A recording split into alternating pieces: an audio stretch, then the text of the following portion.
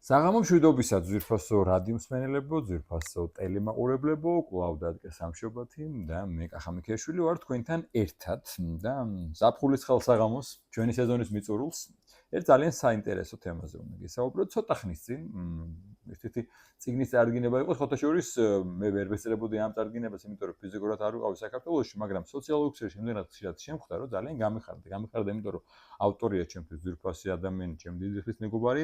მისი საქმიანობა არ ჩანდა ხოლმე საჯეროდ, იმიტომ რომ კულისებში იყო ძირითადად და სწორედ კულისებს და backstage ეწონება ის გამოცემა, რომელზეც ჩვენ ახლა ყავს წიგნის ავტორი ციცი იაშვილი, ციცი საღამო მშვიდობისა. და მაინც სულ შენ რეგალიას ვახსენებ, Starring Georgia სტრატეგიული განვითარების საბჭოს კრეატიული ხელმძღვანელი.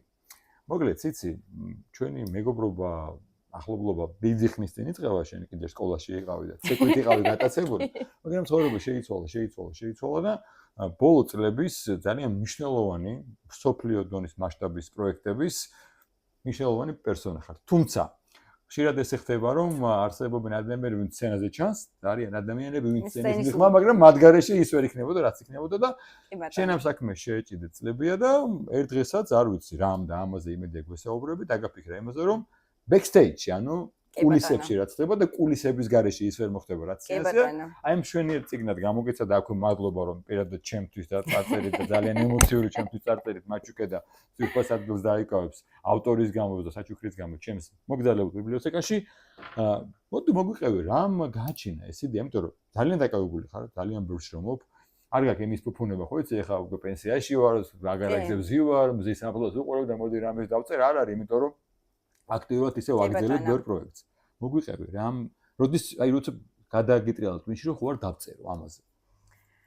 პირველ რიგში მადლობა. დღეს რომ აქ ვარ, შენი სტუმარი ვარ და მაქვს შესაძლებლობა რომ მოყვედა ხო, უნდა აღვნიშნოთ ეს ამბავიც, რომ ძლივს მოვაბით თავი ამდენი წლის მერე. და მიხარია რომ ჩემი წიგნია დღევანდელი შეხვედრის მთავარი საბაბი, რადგან მაინც ძალიან პირად საქმეს ეხება ეს ყველაფერი და თურმე იმაზე რთული ყოფილა ეს ყველაფერი, ვიდრე წარმომედგინა. სულ ვიცოდი რომ ერთ დღეს წიგნს დავწერდი, აი სულ ვიცოდი. აი ეს მემუარებს ფიქრობდი თუ ამაზე დაწერდი წიგნს? მემუარებს ფიქრობდი. მაგრამ მემუარებისთვის ძალიან ახალგაზრდა. ახალგაზრდა ვარ. ბოლო 10 წელი ვიცოდი რომ ჩემი წიგნი რაც იქნებოდა იმას backstage-ი აუცილებლად ერქმეოდა, იმიტომ რომ კულისებიდან დანახული ის საქმიანობა, რასაც მე ვეწევი, საერთოდ სხვანაირია და ფიქრობდი რომ აუცილებლად იმსახურებდა რომ რაღაცა წიგნის ფორმა მიეცა და ისაც მგონია რომ მელომანებისთვის და მაყურებლებისთვის, რომელიც იმ პროექტის მაყურებლები არიან, სადაც მე მიმუშავია, ფიქრობდი რომ საინტერესო იქნებოდა რომ ეს მეორე მხარეც დაინახა. ისინი არიან ნახევარზე მეტ საქართველოს და კიდევ მეზობელი ქვეყნების ათასობით ადამიანი. კი ბატონო. მაგრამ როდესაც თვითონ პროექტი Starring Georgia დაიწყო და აქ იმდენად სხვა მასშტაბზე გადავიდა ეს ყველაფერი და იმდენად ბევრი სიახლე იყო ჩემთვისაც, რომ მივხვდი რომ წინა გამოცდილებებისთვის ცოტა ხანი თავი უნდა დამენებებინა და თუ პროფესიულ გამოცდილებაზე წავიდოდა საუბარი, მხოლოდ და მხოლოდ ამ პროექტიდან გამომდინარე უნდა ყოფილიყო. შესაბამისად, ბოლოს აი შეიკრიბა ეს ჩანაწერები, რომელიც სხვადასხვა დროს იყო გაკეთებული და მაყურებელს, მკითხველს, მომავალ მკითხველს უკვე შეუძლია რომ ნახოს ეს კრებული backstage-ის სახით. პირველ რიგში ვიტყვი რომ ეს არის პოლიჟანრული წიგნი და მხოლოდ ჩემი ჩანაწერები არ არის, ანუ გულისხმობ ცხოვრებისეულ ჩანაწერებს, თუმცა მეორე სახელი წიგნს ცხოვრებისეული ჩანაწერები თქვია. აქ არის კი ისტორიები ჩემი ცხოვრებიდან, ჩემი ბავშვობიდან, სხვადასხვა პროექტების მძიმე დღეებიდან, მაგრამ მგონია რომ სამოტივაციოსთან ერთად უფრო სახელმძღვანელო წიგნათაც შეიძლება ჩაითვალოს, იმიტომ რომ თუ კი ვინმე საინტერესებს როგორ იქნება დიდი პროექტები და გულით წაიკითხავს, მგონია რომ შეიძლება კარგი მეგობარიც კი იპოვოს ამ წიგნის დახმარებით, იმიტომ რომ აქ მართლა რამდენიმე ისეთი ნიუანსია, რომელიც სახელმძღვანელოდ შეუძლიათ რომ გამოიყენო. იცი რა, სანამ მაკუთვით მეგობარს იპოვიან, პირველი თვალი რაც გადავავლე, ერთი რაც არის ჩემთვის სასიამოვნო, ახლა მიწევს მოგზაურობა და იდეალურია წაიღე გზაში თუ პლაჟზე თუ აგარაკზე, იმიტომ რომ თან ცოტა ისეთი რამდენიმე დასტავრება ვნახე, ძალიან გამიხარდება. ჩემთვის სხვა ემოციები იქნება და არ არის გამორიცხული რაღაც ჩვენი მრავალწლიანი მეგობრობის შედეგად ნაცნობი თემები ჩემთვის, ან ნაცნობი მოვლენები, მაგრამ მოდი ახლა პროფესიულად გადავიდეთ, შენ ახსენე და მეც თან რა დამებადა, რომ ჩვენ ხო გვჩვევია ხოლმე მაყურებელს და შეიძლება არც არის საწყენი, რომ როცა მივდივარ მე რომ ვიყიდე ბილეთი და მივდივარ რაღაც მეცხოველდები, ვაკრიტიკებ, მეტი მინდოდა, შეიძლება აქ ცეთ რაღაცები წავიკითხოთ, რომ backstage-ში რა ხდება, რატო ხდება და რის შედეგებია და სხვანაირად დავაფიქროთ, სხვანაირად შევხედოთ და სხვანაირად მობილიზება მოხდეს მაყურებელს, რომ თურმე უფრო რთულად არის რაღაცები, ვიდრე მე მგონია რომ მოვედი და 1 საათი შოუს უყურებ. კი. პირველ რიგში ბრამაც გამაბედინა და მთავარი мотиваტორი რაც იყო ამ წიგნის შექმნის იყო ზუსტად ეს რა, ახალი მოცემულობა, იმიტომ რომ პრინციპში ჩვენ ამ თემაზე ბევრჯერ გვისაუბრია და დღესაც სანამ გადაცემის ჩაწერა დაიწყებოდა, მანამდეც ვახსენეთ, ხო? მთავარი პრობლემა ჩემთვის, თუმცა სუბიექტური ვარ, არის ის, რომ დრო იცვლება. გარეთ 2026 წელია. დროსთან ერთად იცვლება გამოწვევები, სიახლეები და მათ შორის მოთხოვნაც მომხმარებლის მხრიდან, იმიტომ რომ აქამდე თუ იყო შოუ ბიზნესი, დღეს ამ ყველაფერს ქვია გასართობი ინდუსტრია. აქამდე თუ წინა წლებში აი 2 წამით რომ დავფიქრდეთ, ეგრევე მივხვდებით, რას გულისხმობ, რომ თუ იყო ერთი შემსრულებელი სცენაზე და პირობითად რამდენიმე განათების ერთეული, დღეს, როდესაც შემსრულებელს ხედავთ სცენაზე, ხედავთ, რომ ეს არის რაღაცა დიდი შოუ ერთიანობაში შექმნილი სანახაობა. კი ბატონო, ანუ თვითონ ქანიევესაც რო შევეხოთ, ეს იყო დიდი იმერსიული გამოცდილება, სადაც შემსრულებელმა სცენა დინამიცად გადააქცია და ამით ეცადა, რომ თავარი სათქმელი ეთქვა, რომ ყველანი თანაზიარები ვართ ამ ერთი დედამიწის გარშემო და უბრალოდ რისი თქმა მინდა, რომ დღევანდელობაში აბსოლუტურად სხვა როლი მიენიჭა ტექნოლოგიურ განვითარებას, აბსოლუტურად სხვა როლი მიენიჭა გუნდს, რომელიც კონკრეტული არტისტის გარშემო მუშაობს, აბსოლუტურად სხვა როლი აქვს დღეს digital marketing-ს, იმიტომ რომ სხვანაირად ეს ყველაფერი ვერ მუშაობს, იმიტომ რომ რაც არ უნდა პროდუქტის შექმნა, ამ კონკრეტულ პროდუქტს ჭირდება კონკრეტული მკითხველი და ეს ინფორმაცია მყიდველი და თუ არ მიიტანე მყიდველამდე, უბრალოდ გაქრება და ესეც გასათვალისწინებელია, რომ დღეს პოტენციური მომხმარებელი ვინც არის ის სეგმენტი, რომელიც ტელეფონშია შესაბამისად digital marketing-ი გასააქტიურებელია და ეს ის საკითხებია, რომელსაც ბოლო წლების განმავლობაში ბევრი შეჯახებით მივხვდი, რომ ძალიან ახალი სფეროა საქართველოში. განსაკუთრებით ახალი სფერო არის იმ შემოქმედებითი სივრცეებისთვის, ვინც ამ მიმართულებით უნდა მუშაობდეს და ვფიქრობ, რომ როდესაც პარალელი რო გავავლოთ, ემუშავები მეგა ვარსკვლავს, გასათვალისწინებელია ამ მეგა ვარსკვლავის გარშემო რანაირი გუნდი მუშაობს, ხო? ანუ სოფლიო მასშტაბით მეგა პროფესიონალები და როდესაც შენს გამოცდილებაში და შენი გუნდის გამოცდილებაში არის ის, რომ ემუშავები მათ, ანუ სოფლიო დონის მეგა გუნდს და შეგიძლია რომ მათი გამოცდილება გაიზიარო, მაშინ რატო არ უნდა გააზიარო ეს გამოცდილება შენ ქვეყანაში, იმიტომ რომ ჯერა რომ შეიძლება აქ საერთოდ ბევრი ისეთი დეტალი იყოს, რომელსაც უბრალოდ წარმოდგენა არ ქონდეს და ხშირ შემთხვევაში ხდება ხოლმე ასე, იმიტომ რომ როდესაც ჩამოდია ბევრი საერთოდ ისეთი პროფესია არსებობს, რომ ამ პროფესიების შესახებ მეც პირველად გავიგე, როდესაც პირველი სტადიონის შოუსთვის დავიწყეთ მზადება. აი ნახე, გადამეშალა თავისით თავი მერვე, დასათაურება ასეთი წოდე მომენტები, როცა უკან დახევა აღარ შეიძლება. კი ბატონო. აი შენს ამ ძალიან საინტერესო საქმეში, საინტერესოში, იმიტომ რომ გიყვარს ეს საქმე, აკეთებ ისე არ იქნებოდი. რთულში კიდე ერთხელ ვიძახი, მოვედი მე ვნახე, რამდენი რთული ამბები იყო იმის თქმა, რაც მარიც. რაც უფრო დიდია პროექტი და ვარსკვლავი, მეც უფრო რთულდება. მგონია შემთხვევა, რომ აი ხო არ გავანებო თავი, რა მინდოდა, რა არის სულ ეს მომენტი? სულ. პირველ რიგში ვიტყვი იმას, რომ სახელი გვატყუებს. კი ქვია ამას გასართობი ინდუსტრია, მაგრამ გასართობი საერთოდ არ არის. გასართობი თქვენთვის არ არის, ნამდვილად მინდა ამას აკეთებ. კი, პირიქით, ერთ-ერთი ყველაზე სტრესული სამუშაოა. იმიტომ რომ ეს არის პროცესი, რომელსაც აქვს რეალურ გარემოში სტარტი და ფინიში. ეს არ არის შესაძლებლობა, სადაც მეორე დუბლი შეგიძლია გადაიღო. ანუ ერთხელ გაიშვა პროცესი და მიდის. მეორე მთავარი შეცდომა, რასაც მაყურებელი უშვებს, არის ის, რომ ვიღაცისთვის ღონისძიება არის უბრალოდ კონცერტი, რომელსაც საათნახევრის განმავლობაში ხედავენ სცენაზე. ჩვენთვის ღონისძიება არის პროექტი, რომელსაც თავისი დასაწყისი აქვს და დასასრული. პირველ რიგში ვიტყვი იმას, რომ ჩვენთვის დასასრული არ ნიშნავს კონცერტის დასასრულს, იმიტომ რომ მე კიდე ძალიან ბევრი კუდია, რომელიც უნდა გაასწორო, მაგრამ დასაწყისი იწყება არა კონცერტით, არამედ იმ მომენტით, როდესაც უნდა მიიღო გადაწყვეტილება. კონკრეტული არტისტი შენს ქვეყანაში უნდა ჩამოიყვანო თუ არ უნდა ჩამოიყვანო. იმიტომ რომ ჩვენ ხო სახელმწიფო ორგანიზაცია ვართ, ანუ სახელმწიფო ფულს განკარგავთ და შესაბამისად იქ შეცდომის დაშვების უფლება არ გაქვს და ხასიათზე არა, მე რა მინდა და როგორ მინდა. აქ არც პირად გემოვნებაზე არ არის საუბარი, იმიტომ რომ როდესაც 10,000-ობით ბილეთი გასაყიდი, იქ შენს გემოვნებაზე ვერ იქნები დამოკიდებული.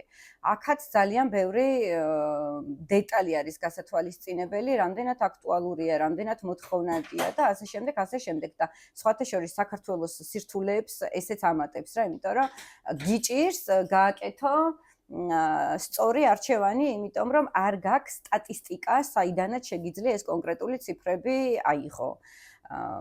რთულია, მაგრამ მაინც სირთულეებში არის, არა, სირთულეებში არის მთელი ხიბლი.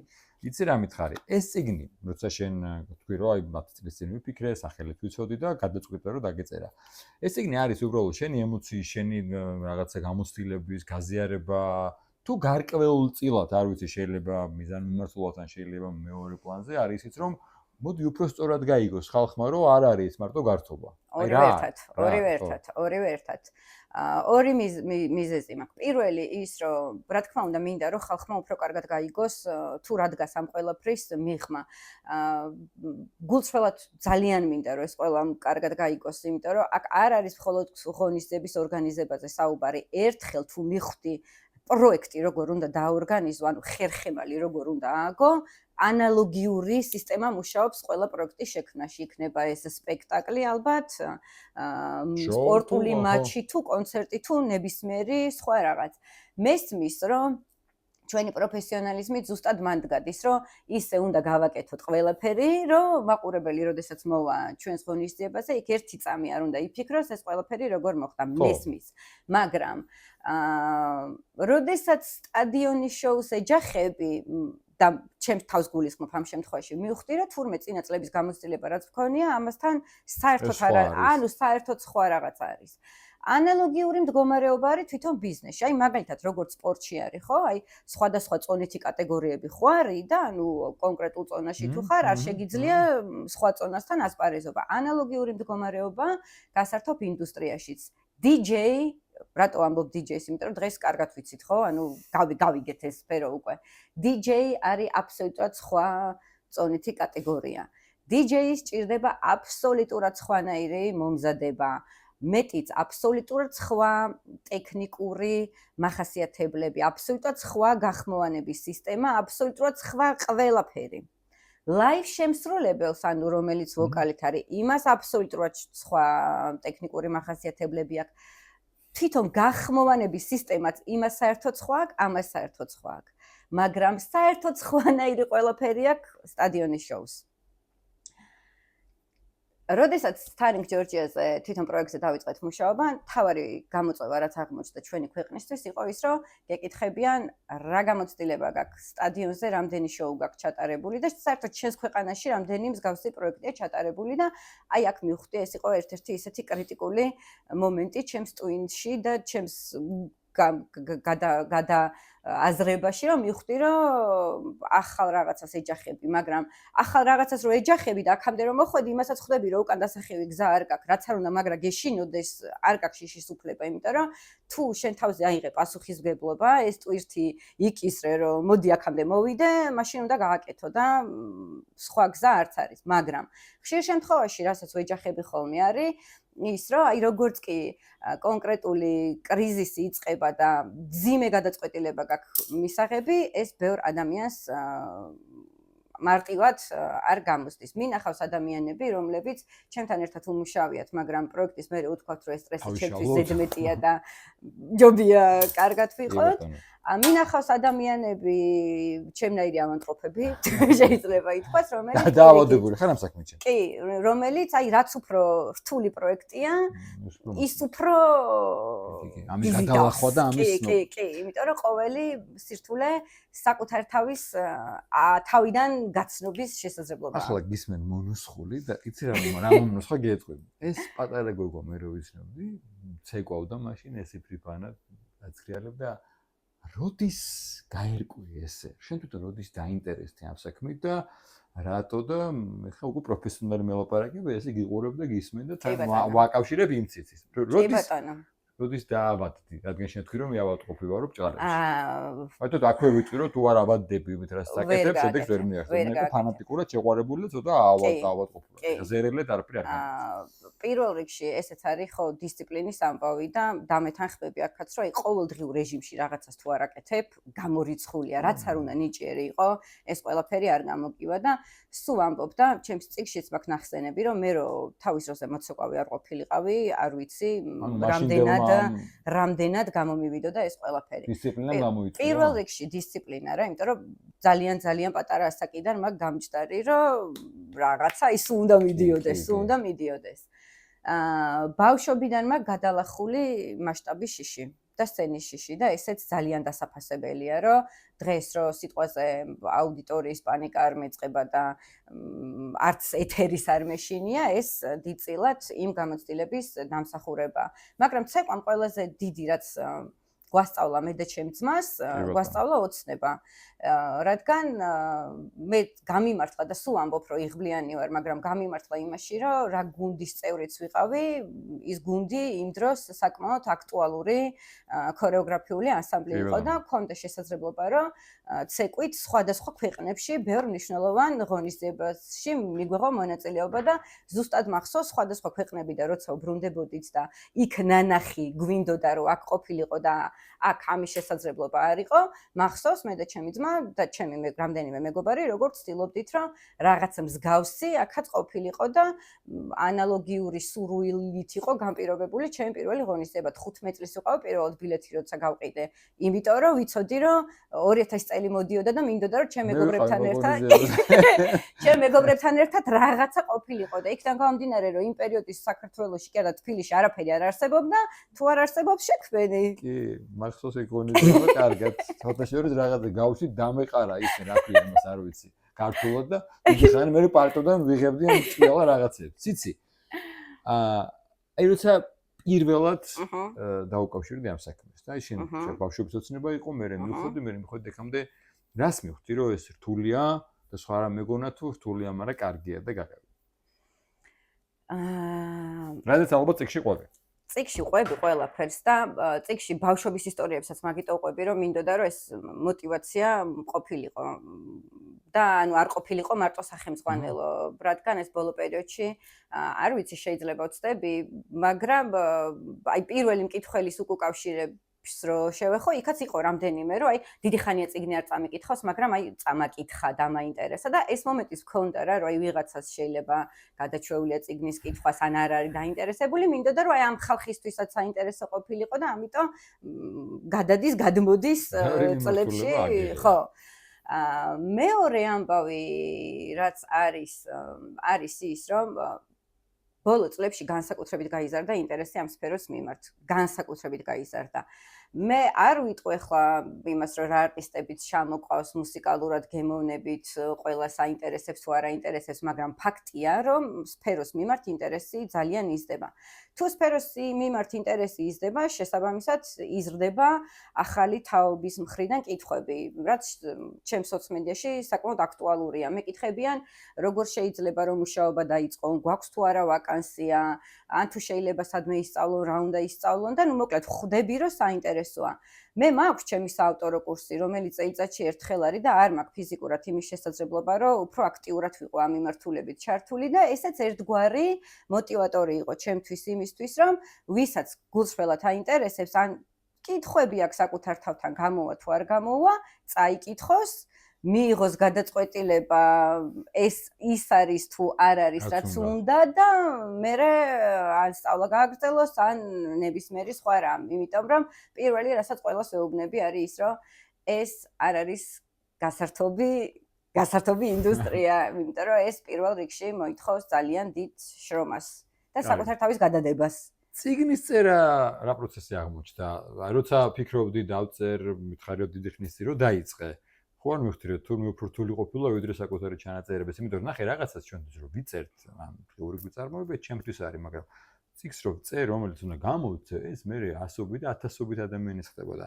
ეს პროცესი როგორი იყო? რომ დაიწყე ხო არ მივხვდი რომ თურმე სხვა იყო ვიდრე გეგონა. ძალიან რთული. პირველ რიგში ვიტყვი იმას, რომ რამდენიმე მომენტი იყო, რომელიც აი ყოველ ჯერზე ხო გამოცემულია წიგნი, აი ყოველ ჯერზე თავიდან რო ვკითხულობ, ახლაც ემოციურია ჩემთვის.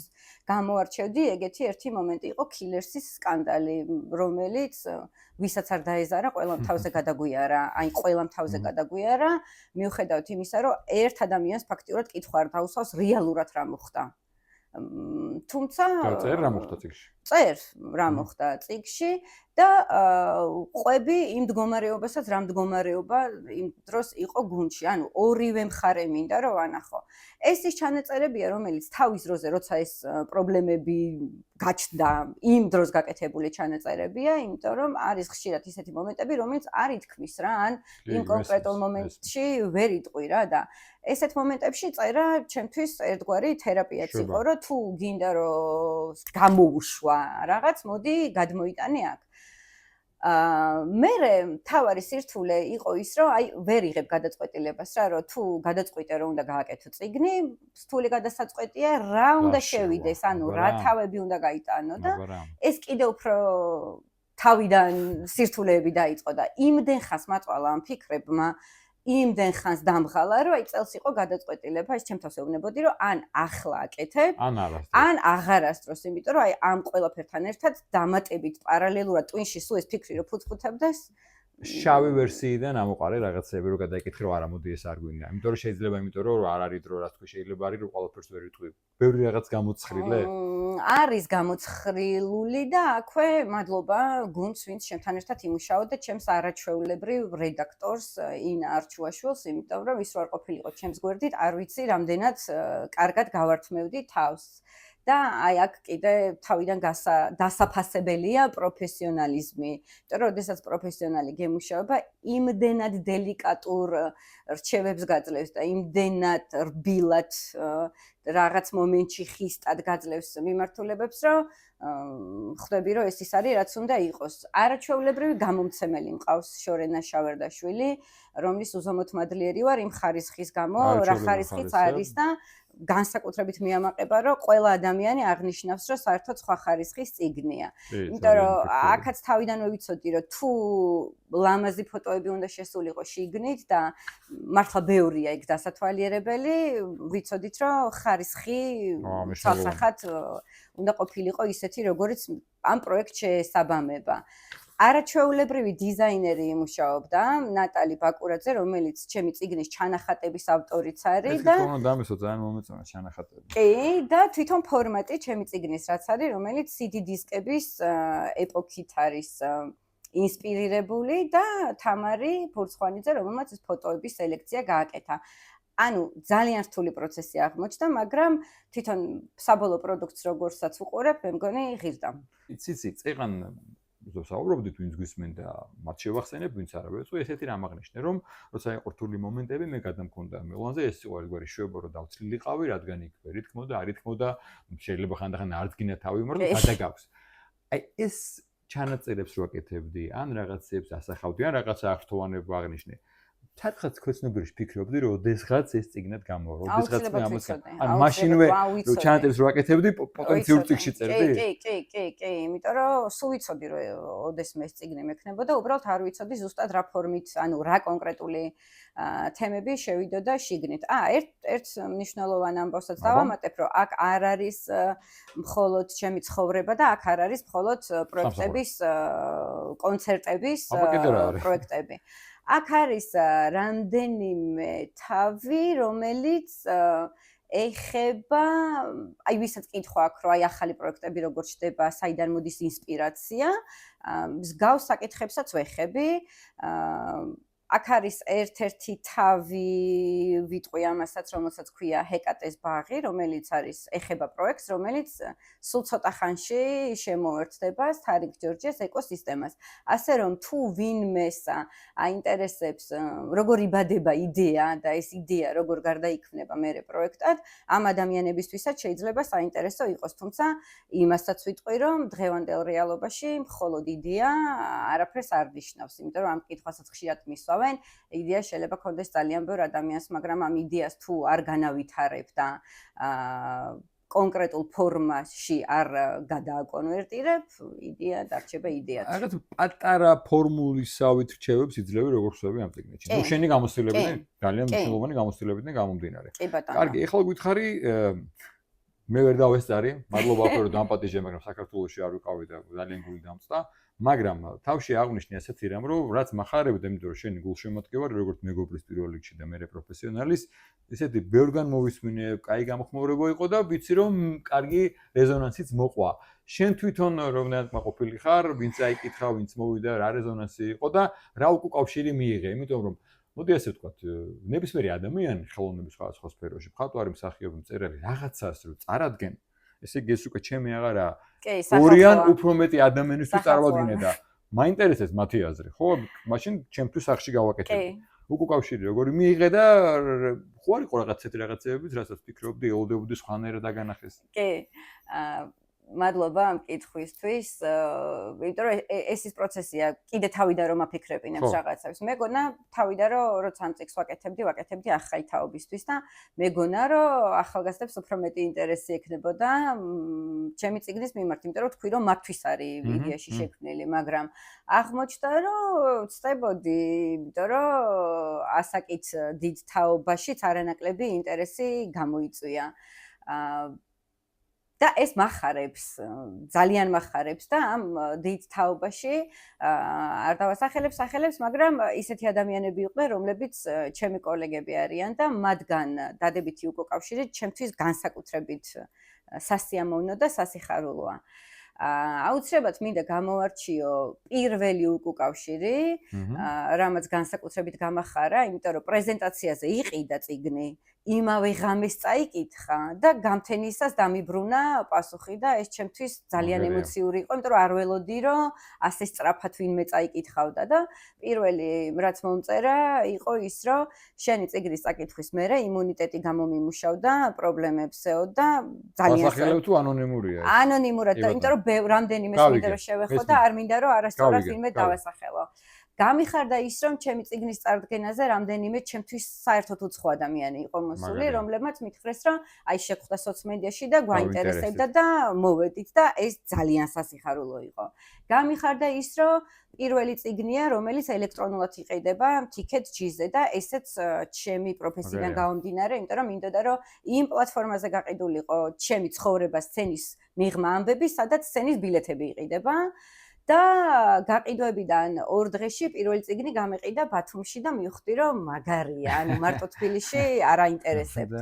და განსაკუთრებით გამეხარდა გუშინ წინ იყო ამერიკაში გავყიდე 5 წიგნი და მივხვდი რომ ემიგრანტებისთვის მაგარი კარგი საჩუქარი გამეკეთებია, იმიტომ რომ რასაც იწერებიან ამერიკიდან არის ის, რომ ვისაც ამ მიმართულებით უნდა რომ საკუთარი თავი განავითარო იქ, რომ რამე მსგავსთან გადაკვეთა კონდეს ფინანსურად იმდენად ძვირი ჯდება, რომ შეიძლება რომ ეს კარგ სახელმძღვანელოდ გამოადგეთ და ნუ ნახოთ როგორ გაგრძელდება. უკავშირებები ბრწყინვალეა, მარტო ელექტრონულად იყიდება თუ არის ხელმისაწვდომი? მარტო ელექტრონულად იყიდება.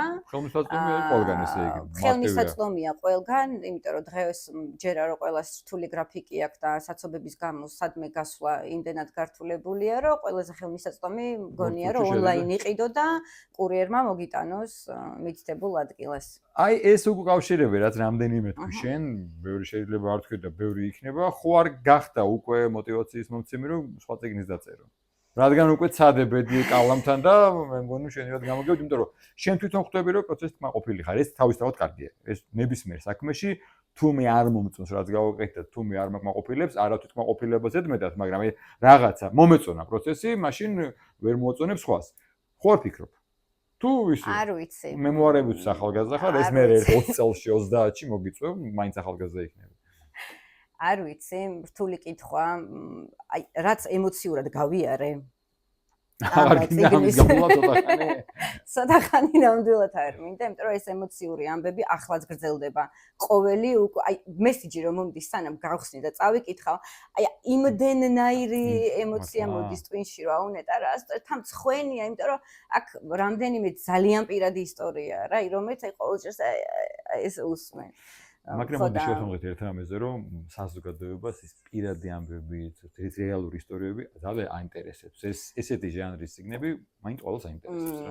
გეთანხმები, მაგრამ ჩემი მთავარი ამბავი, რაც იყო, რომ აი ეს ჩემი ძალიან პირადი ამბები გამომეტანა, იყო ის, რომ ჯერა რომ მიუხედავად იმისა, რომ გარეთ 2026 წელია, დღესაც ბევრი მსგავსი პრობლემა არსებობს, როგორიც ჩემ ბავშვობაში იყო და აი ეს ყველაფერი შევეცადე, რომ გულწრფელად წამომეღო, იმიტომ რომ ჩემი გულწრფელობა პირველ რიგში ჩემს მომავალ მკითხველს ეკრძნო და მეორე ის, რომ თუ ვინმეს მსგავსი პრობლემები აქვს, იცოდეს, რომ მარტო არა, სხვაებიც არიან, მაგრამ არსებობს ისეთ შემთხვევები, რომლებმაც მიუხედავად ყველაფრისა თავისი გზა გააგრძელეს. იცი რა, ის ხარ დამჩენია, მეც გულწრფელი. მადლობა გადაგიხადო, იმიტომ რომ სრულად ახალ ამპლუაში ხარ ჩემთვისაც ახლა, მიუხედავად ჩვენი პირხნიანი მეგობრობისა, ჯერა რომ საზოგადოებისთვის რაღაც ახალი თქვი, ძალიან დიდ წარმატებას გესურვებ. მე როგორც კიდრო გამიშთება ერთი სული მაქვს დავიკითხო და რჩები შენს გულშემატკივრად ცხადია და მე ძალიან გამიხარდება კიდე ბევრს თუ დაძერში. ახლა ზაფხული იწყება, ძალიან აქტიური სეზონი შენთვის და ბევრი საქმეა გასაკეთებელი და მათ კი ვისაც აინტერესებს ციცის წიგნი, ბექსტეიჯი კიდე ერთხელ ვიძახებ, ბრწყინვალე საშუალებაა, თან კომფორტულია, არ არის დიდი ვიზუალურად, აი გზაში, მატარებელში, ზღვაზე, აგარაკზე, ჰამაკში იდეალური წასაკითხით. იცი, ძალიან დიდი მადლობა და გისურვებ წარმატებას. სცენის მიღმა, ანუ ბექსტეიჯი, სწორედ ამის შესახებ ყავდა ჩვენს სტუმარი ციციაშვილი, რომელიც გახლავთ Starring Georgia სტრატეგიული განვითარების საბჭოს კრეატიული ხელმძღვანელი. მე გემშვიდობებით. ყველას მშვიდობიან, ბედნიერ, სასიამოვნო ზაფხულს გისურვებ, ნაყოფიერად გატარებას და სექტემბერში შევხვდებით იმედია. მადლობა და ნახვამდის გასული სეზონისთვის გელოდებით ახალ სეზონზე.